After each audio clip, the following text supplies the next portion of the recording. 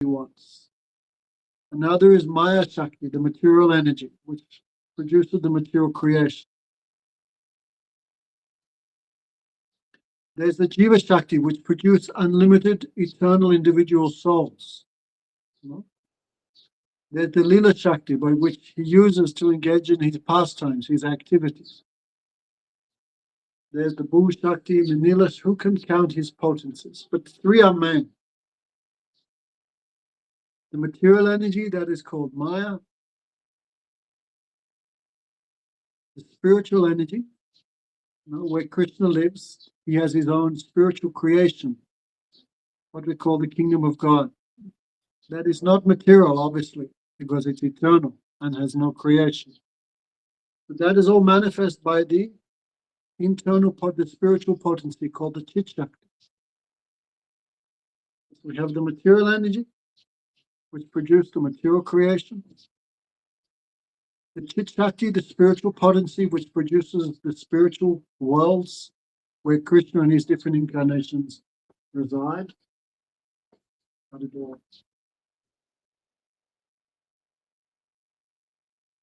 And thirdly is the Jiva Shakti, a third energy of Krishna. That is us, this individual souls, like sparks from a fire. So if the spiritual potency is like a fire, then we are like sparks, fragments of that. So therefore the soul can live in both the material world and the spiritual world. Therefore another name of the soul is called Tatastha. Tatastha means it can go both places. So the spiritual creation, there's no time, because time is a material energy. In the spiritual world, there's no creation, because everything eternally exists. And the spiritual world is full of variety. Like the material world is full of variety, and the material world is inferior. So why the spiritual world also won't have so much varieties?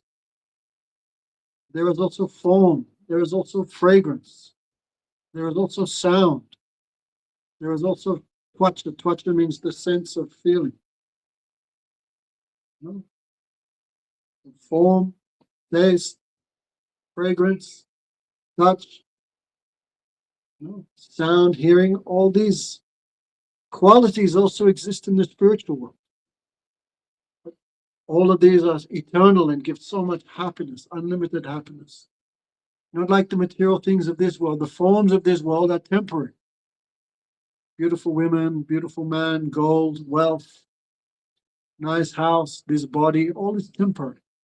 So the happiness the material world gives is very insignificant, fractional.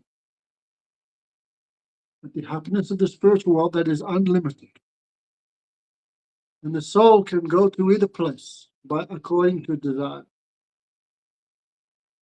In this world, people desire material enjoyment, so they stay here. Birth after birth, birth after birth.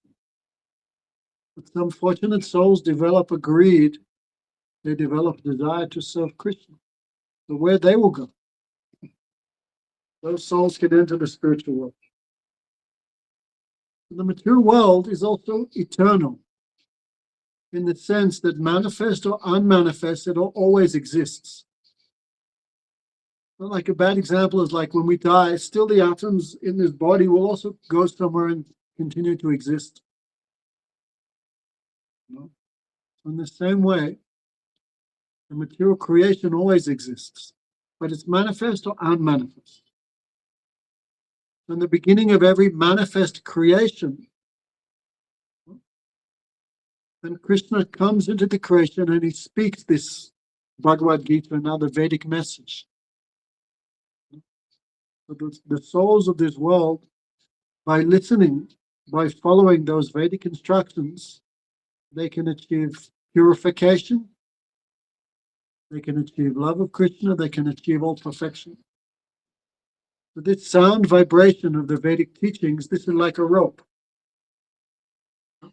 And how it comes to us, we described last week, remember? From guru to disciple, from that disciple, from guru to disciple, that disciple then becomes the guru, because he has heard the instructions and followed, then the same instructions he gives to his disciples. And those disciples who follow those instructions, they'll be the next guru. If they follow properly and perfectly, they achieve perfection, that person will be the next guru. In the mature world, we have also this descending process of knowledge. Everything we learn from someone. How to smoke cigarettes, how to drink beer, how to speak English, mathematics, English, all the different branches of material knowledge, we also learn from someone. But spiritual knowledge, we also have to learn from someone, but we have to learn from someone who's situated in this descending process of knowledge. Like Arjuna became the disciples, that means he placed himself in an inferior position to hear this knowledge, because only someone who's submissive, faithful, they can hear all these things. So this chain of knowledge from guru to disciple, this is an eternal chain. In the sense, from the beginning of creation to now, it still exists. You may think that's impossible, no, but Krishna himself arranges that there's always qualified souls who can continue this message of Parampara, this Vedic message. The Vedic message we cannot understand just by picking up a book. We have to go and hear from someone who knows it, who's realized. It's like if you're hungry and you read a cookbook, then there's full knowledge of how to have lasagna is there. But only reading a cookbook is not enough to get that taste and realization. Therefore, no, many people are trying to say, just read the books, just read the books. These books are written by the perfect spiritual master. That may be the case. But still, one has to hear from a living person to get that direct experience. So all the stuff we spoke last week, this little recap. So, in 4th chapter, then Krishna describes why he comes to this world. So these are famous verses in Bhagavad Gita. Chapter 4, you see verse 7 and verse 8. Most Hindus, anyway, they all know these verses. Yada yada hi dharmasya glani bharatiya bharata abhutasya bhutasma dharmasya tadatmajam srijamyaham padatanaya sadhunam vinasaya taduskatam dharma samstapanataya sambhavani yuge yuge. Krishna says, I appear in every age. No? When there is yada yada. Yada means yuga. Yuga means time. In the Vedic time, measurement of time, there are 4 divisions: Satya, Treta, Dwapa, and Kali Yuga. Put up your hand who's heard of these 4 divisions. No one. Carlos, put up your hand. And I can say, Yet? No. You've never heard of Satya, Treta, Dwapa, or Kali? Just put up your hand if you have. Okay, why didn't you put up your hand 5 minutes ago? Then I can see. So Krishna descends, Krishna appears in each one of these ages. I think last week we also discussed this. Huh? Okay. Thank you, Jessica, from Mexico. So, in every age, Krishna appears.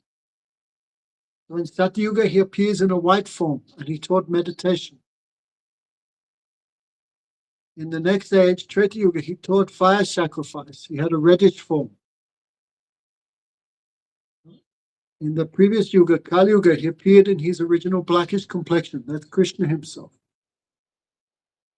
And who is the incarnation that appears in this Kali Yuga? I think last week we were discussing that. That is Lord Chaitanya.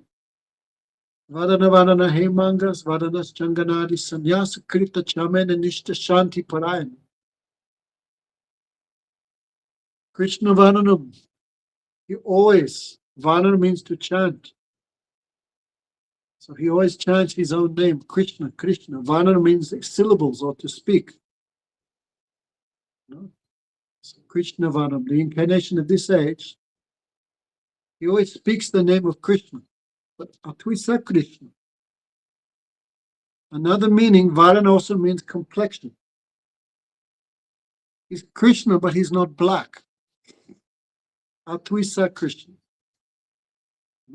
Atwisa means not black. He's Krishna, but not black. What's the opposite of black? That is gold. Krishna Varamatwisa Saangupa, he appears with his limbs and his weapons. Means he appears with his major expansions, like the arms and legs are the major expansions of the body. So Krishna appears with his major expansions like Nityananda and Advaita. And Upanga means like fingers, so it appears with his major expansions, and like fingers means like minor expansions, like great devotees like Rupa and Sanatan. Yeah, this is your first time in such a class. You know about Lord Chaitanya? You don't know. You've got to start doing some reading. So, Krishna appears in this age in a golden form. He's Krishna, but he's not black. And what's he doing? Krishna Varanam. He's always chanting Krishna, Krishna. He appears with his major expansions, like Advaita and Nityananda. And his Upangas means like little fingers. Fingers so much important. Without fingers, you cannot hold a spoon, you cannot cook, you cannot write, you cannot do many things. So the Upangas means like Rupa and Sanatan, the great devotees who appeared with Lord Chaitanya 500 years ago. And what's he doing? No, he's always chanting this Hare Krishna, Krishna Krishna, Hare Hare, Hare Ram, Ram Ram, Hare Hare. And those who are very intelligent in this age of Kali, they worship that incarnation. So Krishna talks about this in 8th chapter, 8th verse of chapter 4. He appears in every age. 5,200 years ago, Krishna appeared perfectly in his darkish complexion form. And 550 years ago, he appeared in his golden form. And what does all these incarnations do? What do? They all, when irreligion is very strong, they destroy irreligion. Paratanaya sadhunam vinasayati duskritam. They destroy irreligion. Like, how do you take darkness out of a room without lighting something, without a torch, without a light bulb, without a candle? You cannot remove darkness. So how the Supreme Lord removes ignorance, removes darkness in these ages? By giving this knowledge. Like, how do you take air out of a bucket? You cannot unless you put something in the bucket, like water. So how the Vedic teachings remove ignorance? By giving knowledge. Just like you're in a dark room, you cannot see anything. But you turn on the light bulb, immediately all darkness is dispelled. So he comes in every age to establish real religious principles and to destroy your religion. Especially in this age, your religion is so much prominent. Sieta is vegetarian. Her name is Shoned, Maharaj. Shoned. Her name is? Shoned. Shoned. Where's she's from? Shoned. It's a Welsh name from Wales. Oh my God. So she's from Wales. You're not vegetarian, Shoned? Not exclusively, no. Wow. You'll have to work on that this week. Your religion has 4 legs, like a dog has 4 legs. Meat eating, intoxication, gambling, and sex, illicit sex life, sex outside of marriage. Like a dog has 4 legs, your religion has these 4 legs. He runs on these 4. I was just in a hotel, anyway, and morning time you see all these young, they're obviously not married, all coming out of the hotel, no? What doing? Rubbish activities, like dogs on the street without marriage having sex. So people who have mentality, animalistic like mentality, without marriage is having sex. I like, I feel, I do. This is one leg of the dog of your religion. Meat eating. Irreligion destroys cleanliness of the family, cleanliness of the body and mind. It destroys everything. Meat eating destroys religion, compassion, mercy. Okay, so now be kind. Don't eat your friends. So illicit sex, meat eating, gambling. Gambling destroys honesty. It destroys, what's the word? Satisfaction. Just what you have, be happy with that. But your religion destroys that. Very greedy. I will get more. I will get more. How can I get more? In an improper manner. So most people who win a lotto or something, their life becomes 1,000 times worse. Because that wealth came by improper means. And lastly, intoxication, like drinking, taking drugs, smoking. We take drugs, if we drink, even tea and coffee, then mind becomes agitated, senses become agitated, you cannot control your thoughts. If you cannot control your mind or senses, how could you control yourself?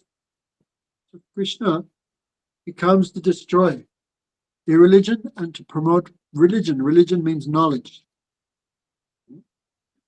Actually, we might talk something about the word dharma, very important word. Dharma means a quality which always exists in an object.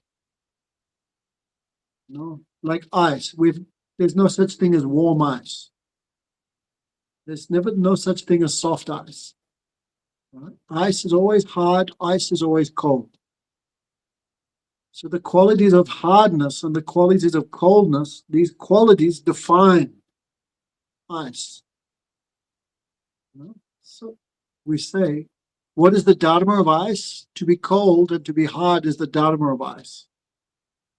As soon as you take away those qualities, the object does not exist anymore. Like fire, what are the qualities of fire? What is the dharma of fire? The dharma of fire, what's the inherent nature of fire? Is to consume, to give heat and light. That is the nature of fire. As soon as you take away heat and light from fire, fire does not exist. So what's the dharma of the soul? Everyone talks about dharma. So what is the dharma of the soul? The dharma of the soul is to serve. That is eternal. You cannot take that away from the soul. It may become covered, it may become distorted, but it's always there. No? Just like water, the nature of water is to be liquid. But if you put the water into an unfamiliar environment, an unfavorable environment like the freezer, the water will take on an opposite nature of its true opposite nature. It will become hard. Or if you boil it, water becomes gaseous and it loses its liquid nature.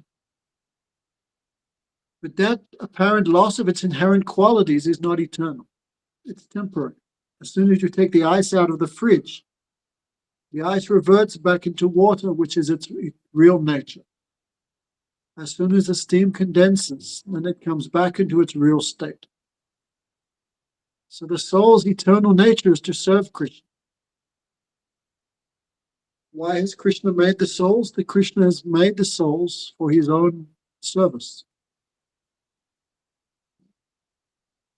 And if you accept that, then you're situated in your proper dharma,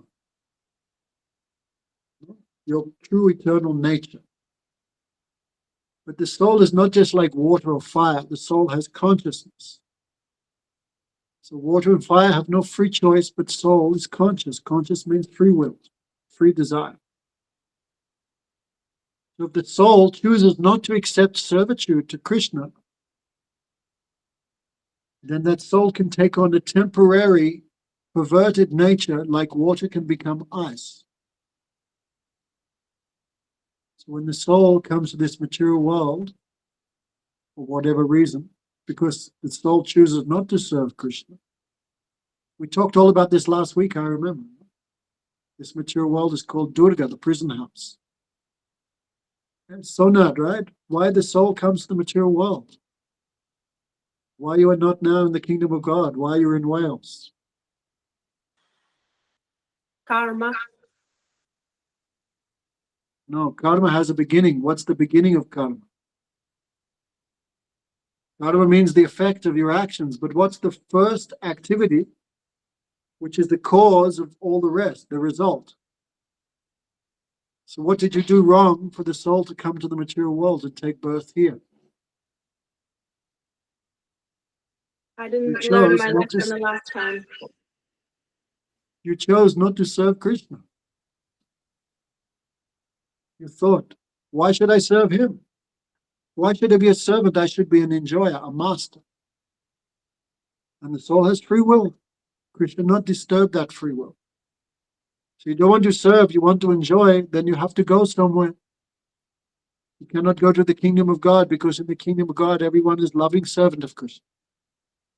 And you have chose not to go there. So you have to go somewhere. So those souls come to the material world, the material creation. And their desire to be separate from Krishna has incarcerated them. And the soul has now taken on a temporary nature, like water has now become ice or steam. So that temporary nature is not permanent. No. So the opposite of being a servant is being an enjoyer. Okay, Carlos, are you an enjoyer or are you a servant? Which one are you? Both. I'm still working on it.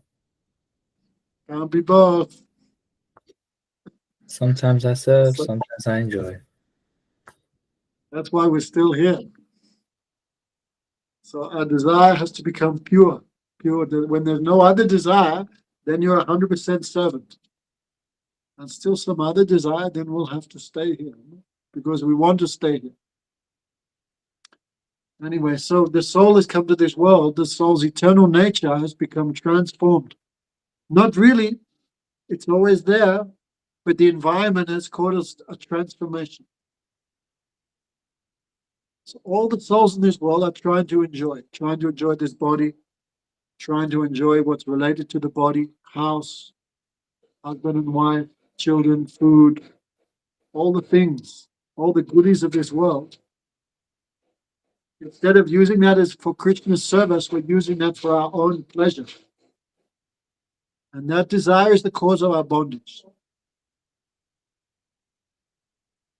So anyway, by hearing from devotees, by chanting the names, especially by hearing from devotees, one gets the seed of devotion. The seed means the desire, I will serve Krishna. If you never heard about Krishna, how can you desire to serve him?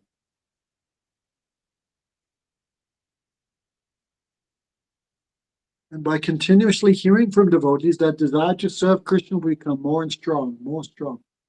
The more you realize, the more that desire will become stronger and stronger. I will serve Krishna.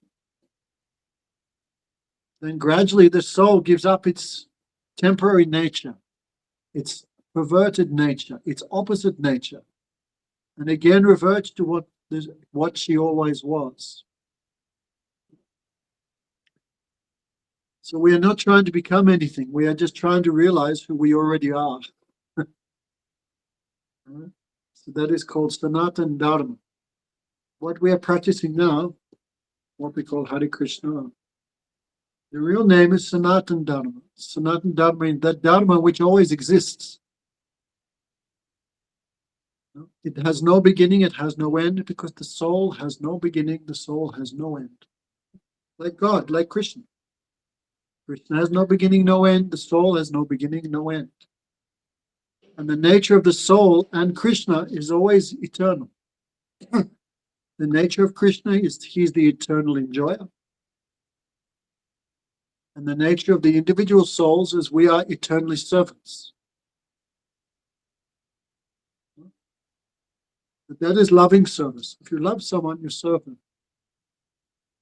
So anyway, therefore that religion is called Sanatan Dharma. If People ask, what is your religion? You say, I'm a Sanatani. I am following the eternal religion. What is that eternal religion? It's not made by any man.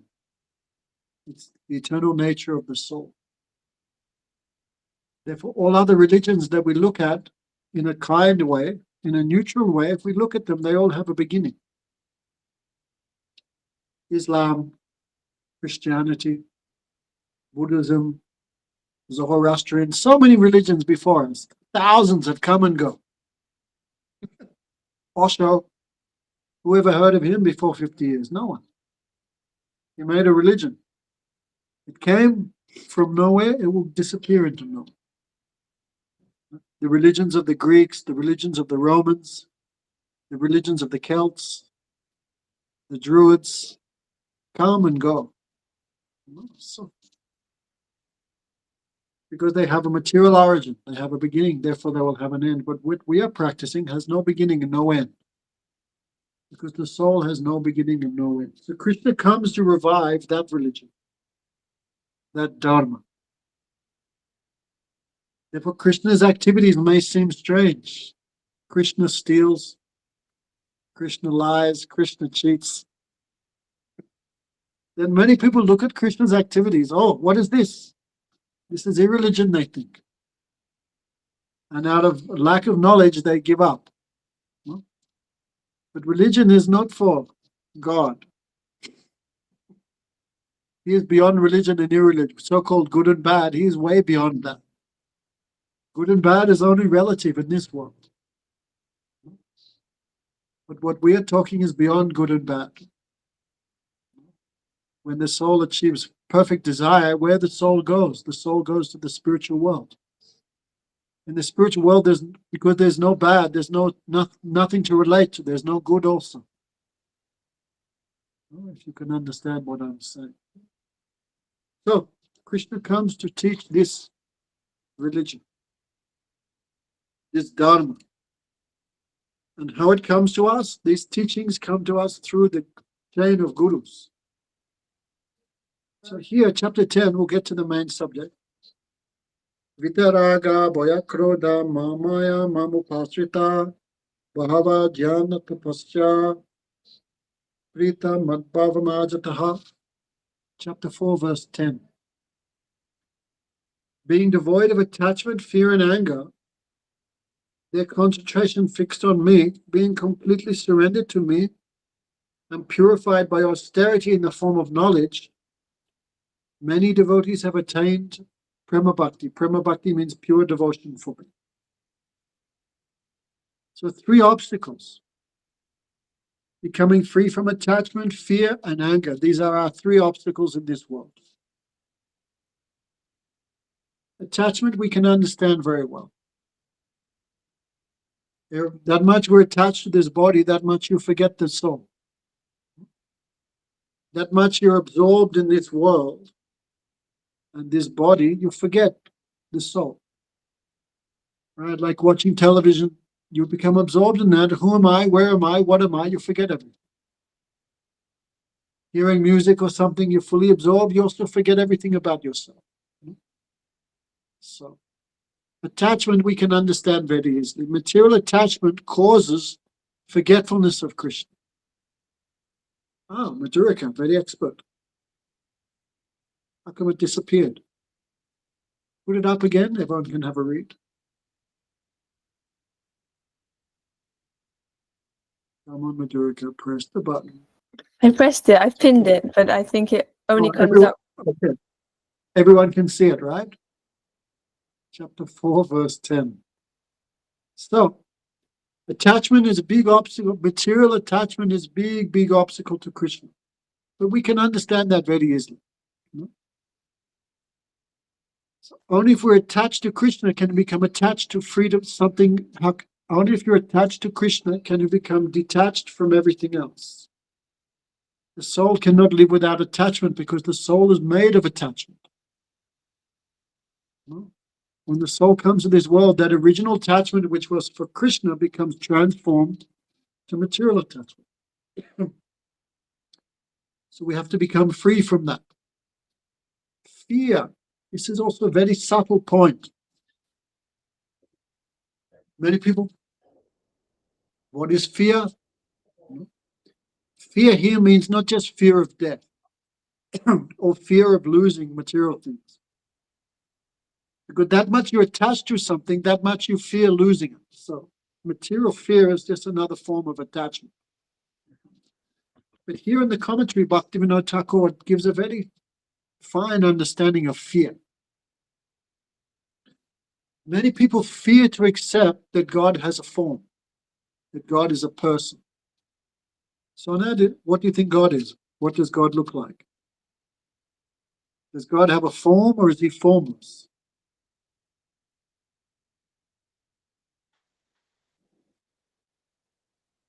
I wouldn't classify it as somebody or something. It's everywhere. Exactly, It's in like everything. gas, right?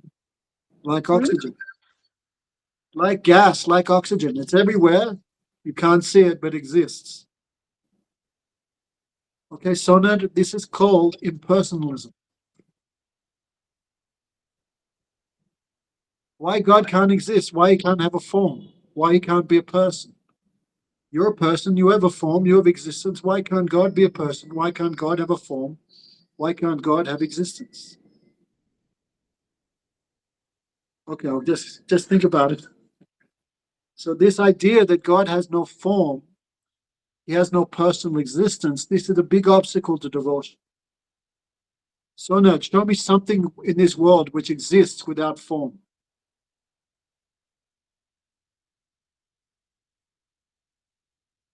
Everything. How do you know chairs exist? Love. Love also has a form, you can see it. By someone's actions, you can understand love is present or not. So love also have form. So this is our big error, our big mistake is to think that God has no form. If God has no form, you are denying his existence. Imagine if I said Sonat has no eyes, no ears, no arms, no legs. What does that mean? Sonat does not exist. So the first obstacle is material attachment. The second obstacle is fear. Because we're using our material intelligence to understand something which is beyond matter and inconceivable. In this world, everything which exists has a form. So everything in the material world has a cause, it has a beginning, it's limited and temporary, therefore it has a material form. So people use material intelligence to think, well, God has no beginning, God has no cause, therefore he must be formless. And he's not material. In the material world, all material things have form, so God must be formless. But this is just material thought. This material intelligence arriving at a faulty conception. Why God cannot have a form? Even the Bible describes the eternal form of the Supreme Lord. In Genesis, it said, God made man after his own image and likeness. So if you're Christian, that means God also has 2 arms and 2 legs. The Quran says, Ya inalaha men surat hin. Allah made man as if looking in a mirror. It says that. The reflection in the mirror has 2 arms and 2 legs. So God also has 2 arms and 2 legs. So we fear this. If God is a person, Sonat thinks if God's not a person, then everything in this world I can enjoy without competition. Right? It's like if you have a pizza in front of you and a guest comes to your house, then you have to give him a slice of the pizza. Like when you get something and you hide it from others so you can enjoy it yourself. Right? So people fear if God has a form, that means I have to serve him, I have to give something to him. But I can deny his existence by saying he's formless, then there's no competition to my material enjoyment. It sounds, Sonat's going, that's not me. I'm not like that. But if you go deeply and think, then why not? Your idea that God is formless is rooted in envy of his existence. He does not exist. Only I exist. Only I have eyes, nose. Only I can enjoy form, sound, taste. This world is for me only. So the idea that God is formless, has a very deep root. Maybe we cannot even understand it ourselves, but it's based in envy, selfishness. So many people fear the idea that God has a form. If he has a form, that means the soul also will have a form. Otherwise, how can the soul serve him? So in this world, relationship always transforms into suffering, always. Like we're born, we enjoy the love of our mother and father, but then they die. Must die. Old age claims everyone. Death claims everyone. So that affection, that much affection you felt for your mother and father, that much suffering you'll feel when they die. Or your friend, or your wife, or even your stupid mobile phone. Right? When we lose a mobile phone, how much distress? Oh my God. Everything was there. My banking, my email, my social media, all my pictures gone, lost. So that much you're attached to something. When you lose it, that much you suffer. Everyone has this experience in the material world. Therefore, people, and what to speak of other things, if you love someone, then that person always cheats you. Because they have so much desire. No? Like our parents, God bless them. No. It's not that produced us in the womb of our mothers just out of some great altruism. Because of transformation of desire and sex life, baby came. Then parents think, I will get so much pleasure from this child. The child becomes another object of their enjoyment, like their car, their house, their bank accounts, this body. And the child also always looking towards the parents will fulfill all my desires. The parents think the child will fulfill all my desires. Because all souls are full of material desire in this world. Don't think the child is born, he have no material desire. He's a bucket full of desire. That's why he took birth.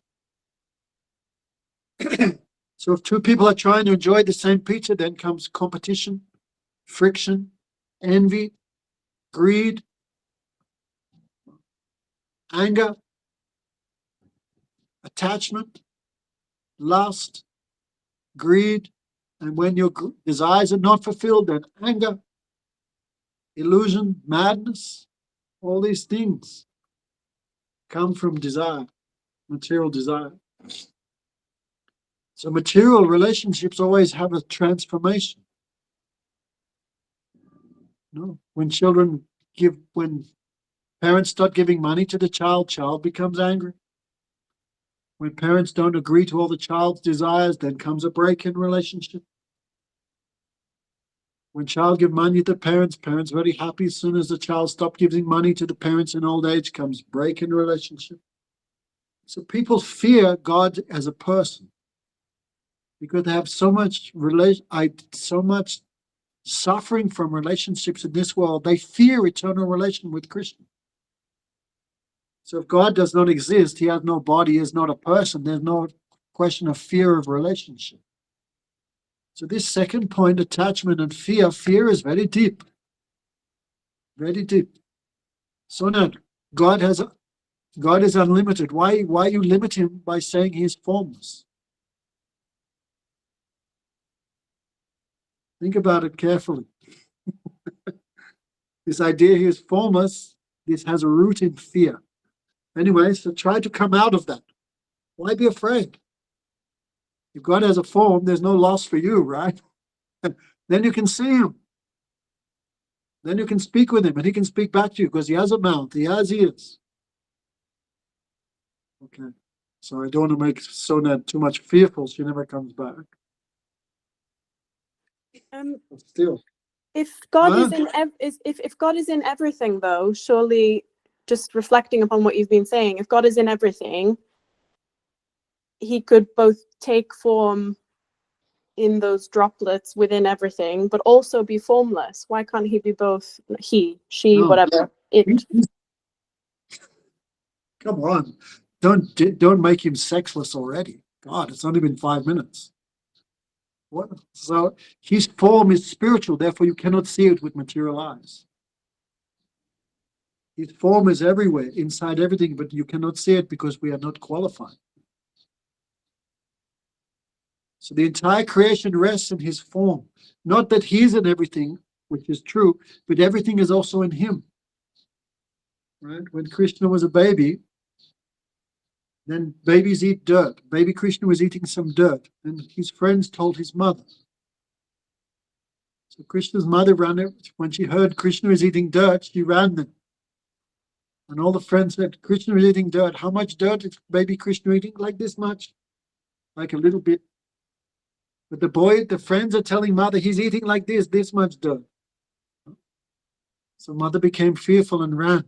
Are you eating dirt? Then Krishna became afraid of his mother. No, I'm not eating dirt.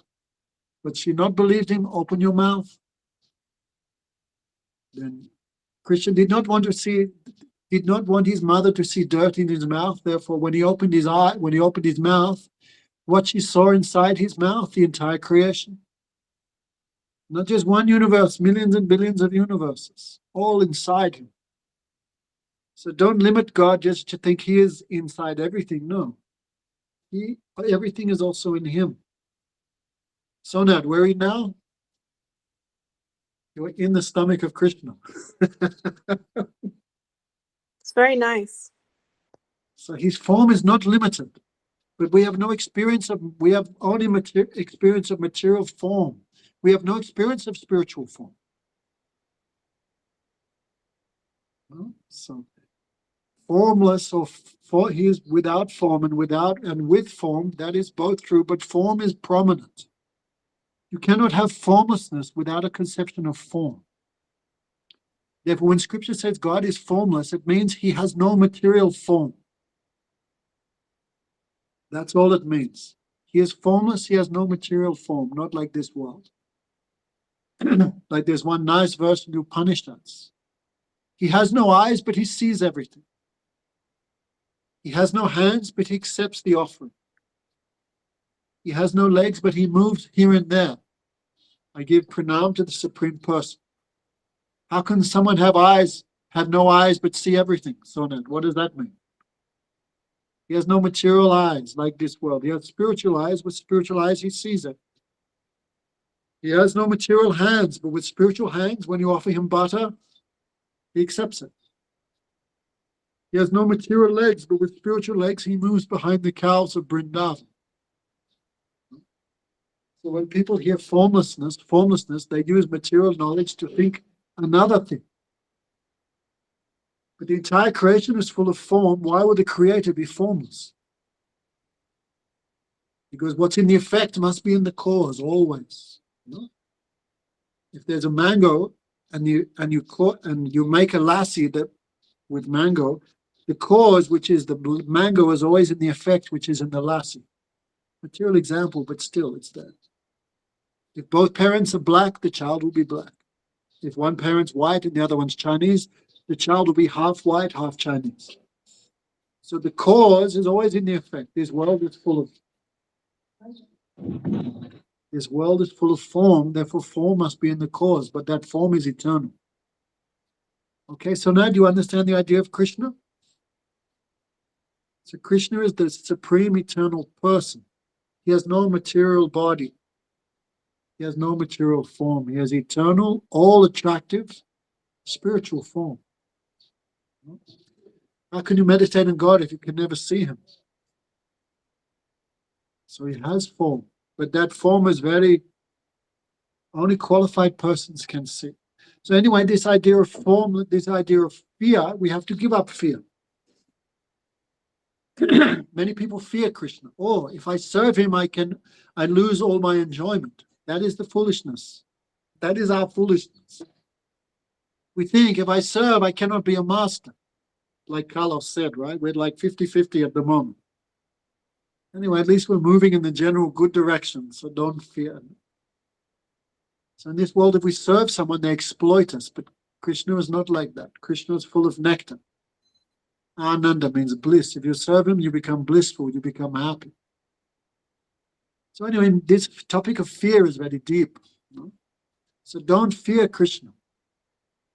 One name of Krishna is Abhaycharan. Abhaycharan means he's the only place where there's no fear. Sonat, why don't you fear your parents? Why don't you fear boyfriends and husbands and all these things? They all want something from you. So if you should be fearing anyone, you should be fearing materialistic people. They all want something from you. They want to enjoy you. Especially when you're young, they want to enjoy your form. You know, children, parents want to enjoy the sweet sounds the children make, mama, papa. Everyone's trying to enjoy, but Krishna has no material enjoyment, so he doesn't need or want anything from you. So Krishna is the only place there's no fear. We are so much foolish, we fear to serve him. You know? We fear to give up our own suffering. Just like if you take a worm out of stool, and you put him on a lotus flower, he tries to crawl back to the stool. We are like that. Anyway, this is a big topic. Why we are so much averse to Krishna. You know, for millions of lifetimes, we have been averse to hearing about it. Like if there's any big football or cricket match or any big concert, millions of people will go. But we talk about Krishna, only 8 people come online. Why so much? We have so much aversion to hearing about Krishna. This is all fear. And last, anger. It's also a big topic. You know? Many people we hear, they say, if God is so good, why there's so much suffering in this world? You know, if God is good, why the Palestinians are suffering? If God is so good, how come the Jews are suffering? You know? If God is so good, why my auntie died of cancer? You know? So many people, because of that, so much miseries of this world. If God is controlling everything, why is he giving me this suffering? All these type of thoughts that come in people's mind. And because all the different philosophies of this world all have a beginning, all are material, therefore cannot give any perfect reconciliation. You know, like sometimes we meet our Christian brothers and sisters, they say, no, there's no reincarnation, there's only one life, and this is it. And you say to them, then the child in the womb, then the baby who's aborted in the womb, what did he do wrong or she do wrong? If this is the first life, why one child is aborted in the womb? What's her crime or his crime? Cannot answer, because then the only answer they have is God's desire. Then God must be some kind of psychopath. What type of person desires that? Be aborted in the womb. Or some children are, I don't know, this world has so many varieties of, some child is born in a family, is molested by their parents. So, you know, all the horrible, horrible things in this world that can happen are happening. So this is our first birth, why it's happening. Then there must be the desire of God, then automatically God must be some terrible, horrible person. Why he's desiring this for someone? If God is full of love, why this world is like this? So people are unable to reconcile or match all the problems of this world and seeing the faults in the various man-made religions. Then they come to the third stage, which is anger. There is no God. No? Then they transform into atheism. So anger against God in its extreme phase, one is fear, one is anger. So one form of atheism is impersonalism, where you deny Krishna's existence. You deny his name, form, qualities, and his activities. But that's impersonalism. So material attachment and impersonalism, these are two major obstacles for devotion. Okay? So Nat, can you repeat them? Material attachment and impersonalism. These are big obstacles. And the third is atheism. No? Atheism is two types. One is just gross atheism. There is no God. But another transformation of atheism is religions like Buddhism. Okay, I'm in Nepal, so this is Buddhist country, but still, if you look at it, this is one form of atheism. No? In Buddha, But people should understand there's two Buddhas. That's not a, we can talk about another day. There's one Buddha who's the incarnation of Vishnu. You know? And there's another Buddha who appeared, who is a man, he's Gautam Buddha. Right? What we see the modern Buddhism, that is his teachings. But there are two forms of Buddha. One is the incarnation of God, one is the human being. They're born in different places. You know? Like human Buddha was born here in Nepal, Lumbini. And Vishnu Buddha, he was born in Gaya. This place has so much potency. Human Buddha went to Gaya, Bodh Gaya, and did meditation there to achieve perfection, because that place, because the Supreme Lord appeared there, has so much power. Therefore, he easily achieved one type, his fulfillment of his desires in that place. But modern day Buddhism, this is one transformation of anger. We can talk about it. One is material cause, and another is a more deeply rooted spiritual cause. How Buddhism, which is fully opposed to the Vedic teachings, how did it appear? How did it spread in India, which is the birthplace of the Vedas? So Buddha taught in a very simple way, existence is suffering. Right? The Four Noble Truths, what's the last one? You have to admit that suffering exists. And as long as you exist, you will suffer. Hunger, thirst, pain, disease, old age. No? When human Buddha was a child, then his parents kept him very isolated from anything that would remind him of the suffering of this world. One day he went outside. What did he see? He saw a very old person. He asked, "What's that?" Because he'd never seen an old person. That's old age. Then he saw someone who had died. "What's that?" "That's death." "What's death?" "Death comes to everyone." Anyway, so he started thinking about birth, death, old age, and disease. So because he was a human being, he used a human experience. What else can you use? Human intelligence. So he came to a solution. Existence means suffering. How can you become free from suffering? By attaining a state of non-existence. If you don't exist, can you suffer, Sonad? No. There's no one to experience suffering. So this world is samsara.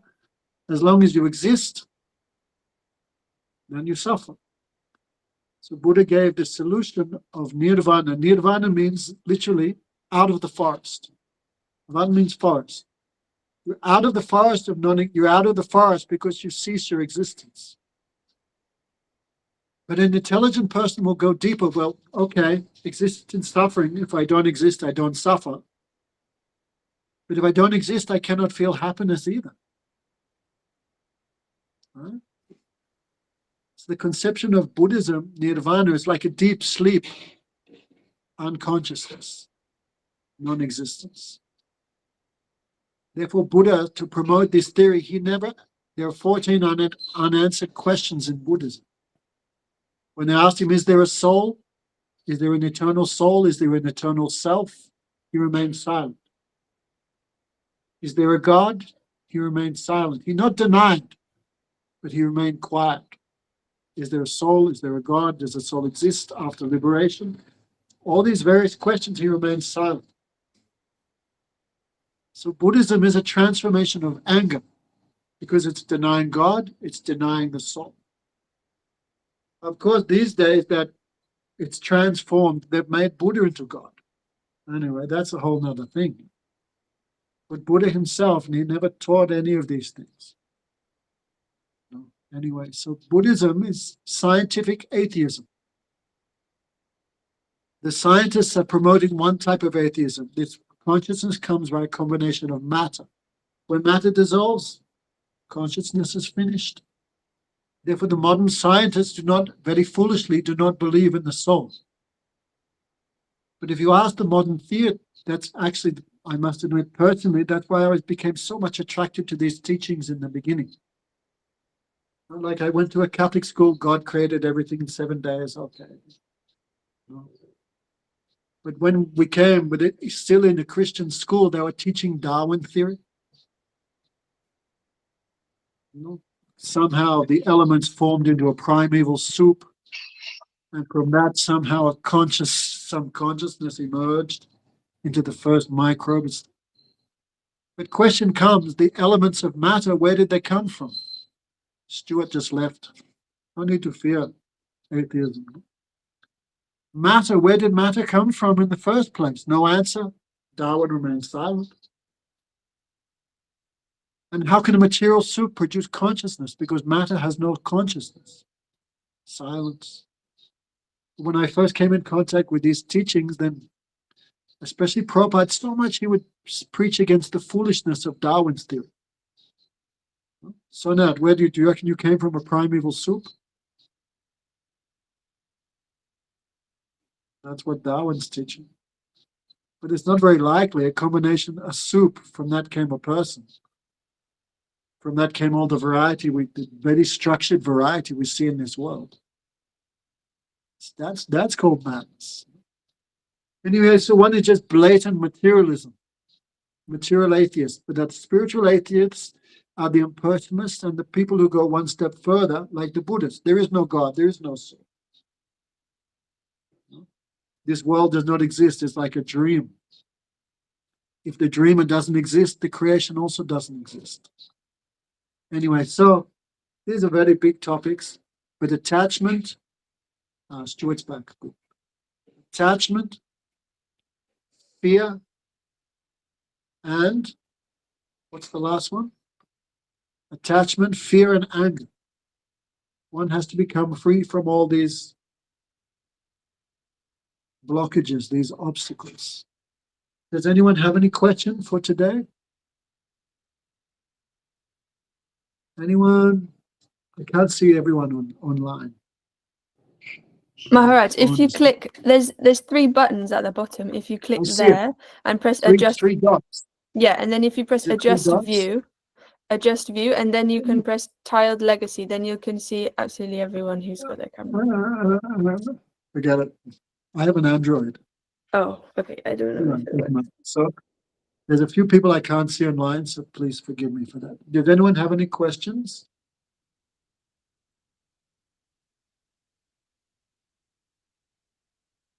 Just about the form, eventually Krishna reveals himself to Arjuna, and he's saying that I don't want to show you my form because you'll be scared.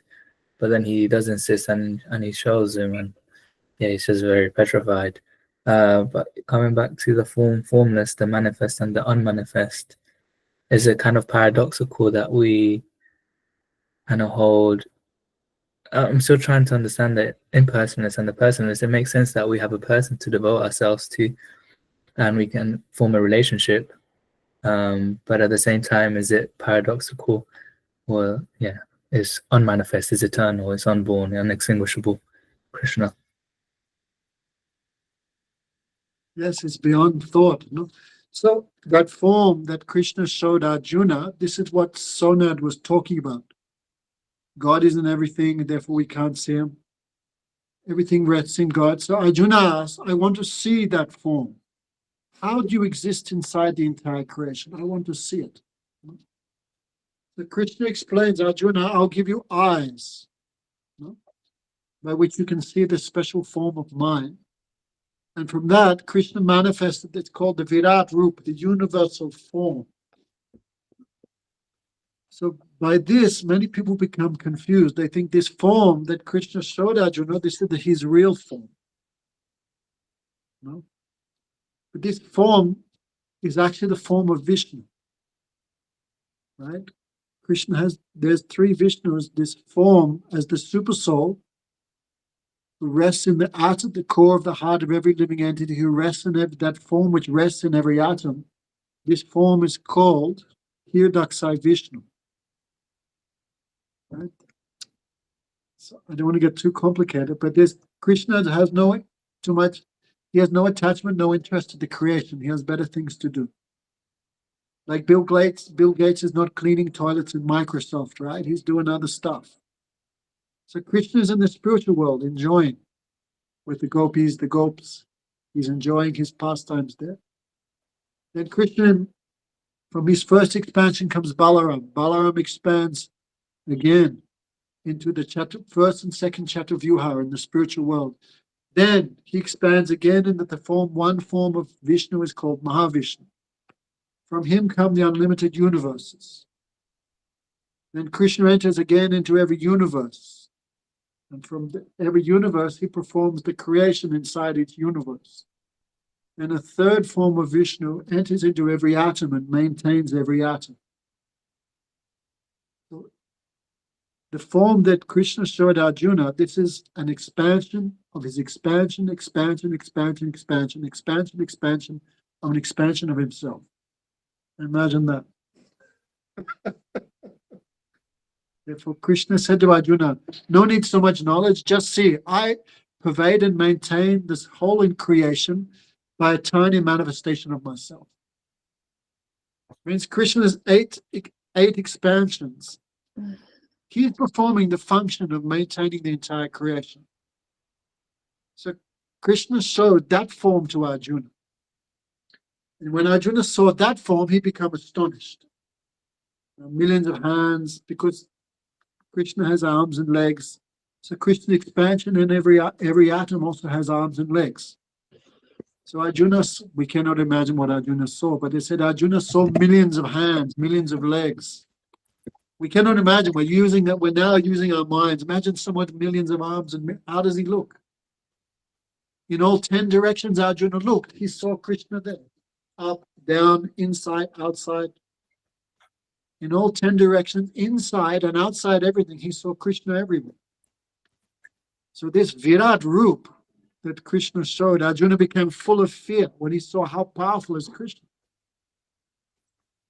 And he cried, oh, I did many mistakes to you, Krishna. Because Arjuna and Krishna are friends. Many times Arjuna would joke with Krishna. Yes, Krishna, I know, you are a very truthful guy, like this. Krishna married his sister Subhadra to Arjuna. That means Arjuna became his brother-in-law. So in India, there's always a joke between the brother-in-law and the brother, the actual brother of the wife. I don't want to sound very gross, but like, I'm having sex with your sister, therefore I'm better than... It's like that. I don't want to... I put it in a very bad way, but in India, it's a great joke, the brother-in-law. It's like it's a funny thing. So by marrying his sister to Arjuna, then Krishna became Arjuna's brother-in-law, like a subordinate position. So Arjuna would joke with Krishna like this in a very intimate way. But when he saw the Virat Roop, this universal form, he became full of fear. Why I joked with Krishna like this? That was so improper of me. I did wrong. I did offense. How could I eat off the same plate as Krishna? Who is he and who am I? So when he saw Krishna's opulence, his potencies, he became full of fear. His hair stood on end, his tears came from his eye. He prayed to Krishna, whatever offenses I did to you, whatever bad things I spoke in joking, or please forgive me, I could not understand who you were. So I don't want to see this form anymore. It gave me so much fear. Just like when the sun appears, it evaporates little ponds of water. So when Krishna's opulence manifested, Krishna's expansion. When Krishna just showed him the opulence of his 8th expansion, Arjuna became full of fear. And his affection for Krishna, which was like a little pond, evaporated under seeing the sun-like opulences of Krishna. He no more thought, I'm Krishna's friend. He just prayed like that. I'm not even qualified to be his servant. He just prayed and like that. So Arjuna felt no happiness seeing that. He just felt fear. And his natural affection for Krishna evaporated. That is the nature of power. If you see power, then your natural affection for someone shrinks. We can give some material examples, but anyway. So Arjuna prayed, take that form. I don't want to see this form. Then Krishna showed his 4-handed form, the form of Narayan. But Arjuna was not happy seeing that also, because he'd always drinking the sweetness of Krishna's 2-handed form. and the sweetness of this relationship. So when Krishna showed him other things, he was not satisfied by that. Like someone who's eating chocolate, you give them a boiled potato, they don't feel too much happy. So when Arjuna saw the opulence of Krishna, he become disturbed and he not want to see anything. Then Krishna again showed his two-handed form, which is very dear and very sweet. Then Arjuna's natural affection came back. So Krishna has many forms, but that two-handed form with peacock feather, flute, Gopavesh Nandavada, Krishna dressed as a cowherd boy with no shoes, with peacock feather, playing the flute with Radhika on his. This is the topmost form. This is the supreme attractive form. But many people reading Bhagavad Gita become bewildered, not understand, and they think something else.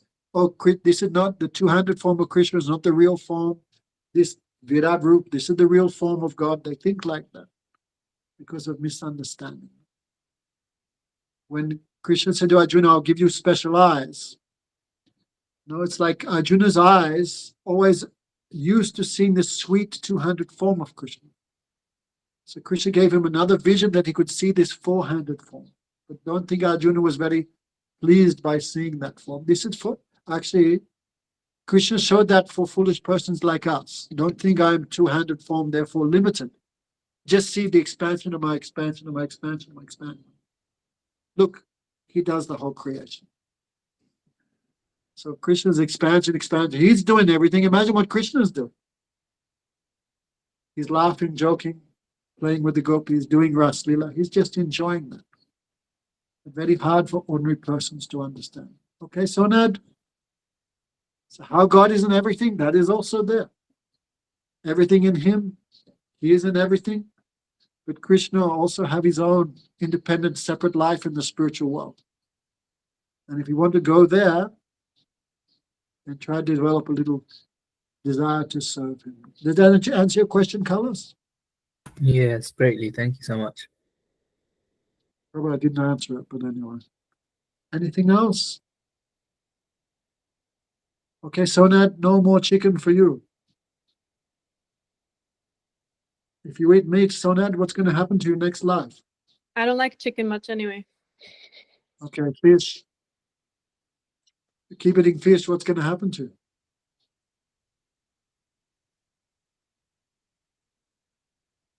I'll just tell you. If you're eating fish, you're giving pain to others. That pain you're going to have to taste in the next life. This life also. And next life, you'll also have to taste it. Next life, you'll take birth as a fish or a chicken. Then someone will catch you, kill you, chop you, then you'll understand. The pain you give to others, that pain you're going to have to taste yourself. Don't eat meat. It'll cause you to take birth in the lower species. And believe me, there's no happiness in that. Also, if you eat meat, it's very hard to understand all these topics, because brain and heart is contaminated. Okay, Lou, when you coming to Pran and Lou, when you coming to India? We've been, yeah. Hi, Krishna Maharaj. We've been here since the beginning, more or less. Yeah, my question I saw you is. there. I can see that. My question is, because you mentioned like because if you eat a fish, then you have to become a fish in the next life. But we're not actively killing these animals with our own hands. We're not the butcher. Because if we apply this to, we can apply this to everything else. For example, if we wear clothes that are produced in like a sweatshop factory, even though we are not the boss of the sweatshop factory, but if we are involved in these purchases, then we're going to have to, is this just the depth of kind of like entanglement?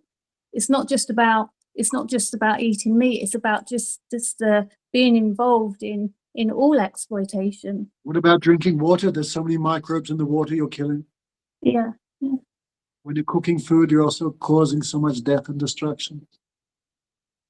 Mm-hmm. So every activity has a fault. Okay, But the same way we have to live.